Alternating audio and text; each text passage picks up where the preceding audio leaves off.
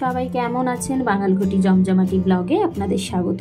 সকাল সকাল দুই ভাই খাওয়া দাওয়া ছেড়ে খেলা শুরু করে দিয়েছে। মানে কি যে দুষ্টামি করছে দুই ভাই একসাথে মিলে, মাথা টাথা সবার খারাপ করে দিচ্ছে। আজকে আবার আমার মামা মাইমা তারপরে বোন এরা সবাই আসবে। ওই দেখুন না, দুজনকেই বলছি খাওয়ার কথা, দুজনেই বলছে আরেকটু খেলে নি আরেকটু খেলে নি, এখনো সকালের কেউ খাওয়ার খায়নি। এই আজকে সকালের ব্রেকফাস্টে মা ঘুগনি বানাচ্ছে। এই ঘুগনির এই মোটরগুলো আমি কিনে রেখে দিয়েছিলাম যে মা যখন আসবে তখন বলবো ঘুগনি বানিয়ে দিতে, একটু খাবো। মানে মা যে এত ভালো ঘুগনি বানায়, আসলে মায়ের হাতে সব খাওয়ারই সব ছেলে মেয়েরই ভালো লাগে। তো সেই জন্যই আমি বললাম যে একটু ঘুগনিটা আজকে বানাও, তারপরে মামারাও আসবে। ওই জন্য আজকে সকালের ব্রেকফাস্টে ঘুগনি হচ্ছে। বলতে বলতে মাইমারা এসেই গেল, সকাল সকালই আসবে বলেছিল। আসলে ওই বোনের একটু শরীর খারাপের জন্য আমাদের এই ব্যাঙ্গালোরের এখানে ডাক্তারের কাছে নিয়ে এসছে। তো ওখান থেকে আমাদের বাড়িটা কাছেই, তো মায়েরা এসছে শুনে মামা বলল তাহলে আমরাও যাব, সবাই একসাথে দেখা হবে। আর ও দেখুন না, মিষ্টুকে পেয়ে আবার সেই একদম মানে সারাক্ষণ মিষ্টু মিষ্টু করে যাচ্ছে। ছুটি তো কলকাতা ব্যাক করে গেছে, ওই জন্য ছুটি আসেনি, মিষ্টুর সাথে খেলছে। বাপি বাজারে গেছিল, সব বাজার টাজার করে নিয়ে চলে এসছে।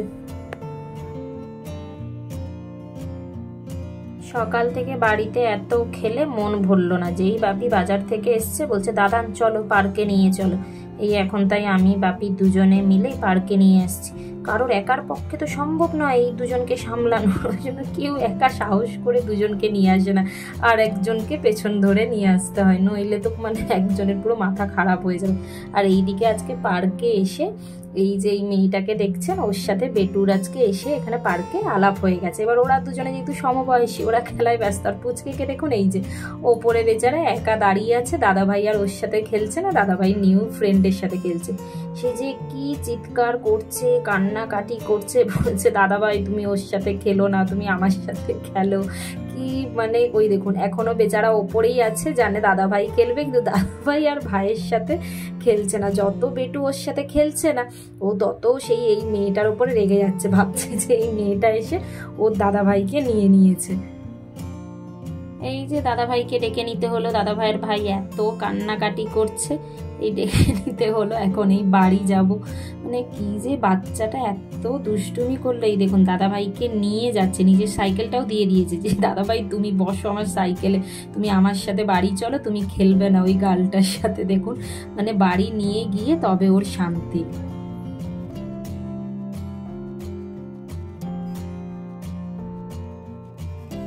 পার্কে খেলে টেলে এসে আবার সুইমিং পুলে আজকে গেছিল, জানেন তো, মানে দুটো মিলে মাথা খারাপ করে দিচ্ছে।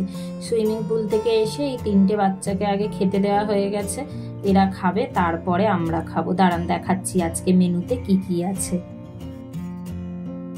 মায়ের হাতে বানানো লাল লাল মুরগির মাংসের ঝোল, অফ কি যে ভালো লাগে খেতে। এটা কলমি শাক, আমাদের এখানে খুব ভালো শাক পাওয়া যায়। এটা আমের চাটনি, মাছের ডিমের বড়া, আর ওইটা আগের দিনের একটু তরকারি।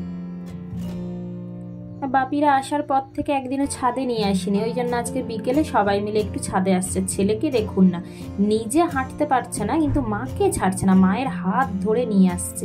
যখন বলছিলাম যে চলো সবাই মিলে একটু ছাদ থেকে ঘুরে আসি, এবার মায়ের যেহেতু একটু পায়ে ব্যথা, মা বলছে আমি তো যেতে পারবো না সিঁড়ি ভেঙে। আমার ছেলে বলছে কি তুমি কোনো টেনশন নিও না মা, তোমাকে মাম্মাম কোলে নিয়ে যাবে। মানে মাম্মামের যা খুশি তাইও, কিন্তু তার মা যেন ঠিক থাকে। ওই দেখুন না, হাত ছাড়ছে না, বলছে মা তুমি পড়ে যাবে, তুমি আমার হাত ধরে চলো। মানে এত আমার ছেলেটা মানে সেই মায়ের মানে কি বলবো, মানে দেখলে ভালোও লাগে আসলে।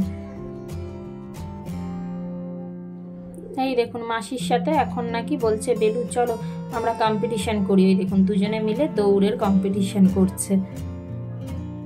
সারাদিন দুষ্টুমির পর সন্ধ্যাবেলা এসে নিজেরাই পড়তে বসেছে, আমাকে বলতেও হয়নি, লক্ষ্মী সোনা একদম। তো চলুন ব্লগটা আজকে এখানেই শেষ করছি। যদি ভালো লেগে থাকে তো লাইক অ্যান্ড সাবস্ক্রাইব করতে ভুলবেন না।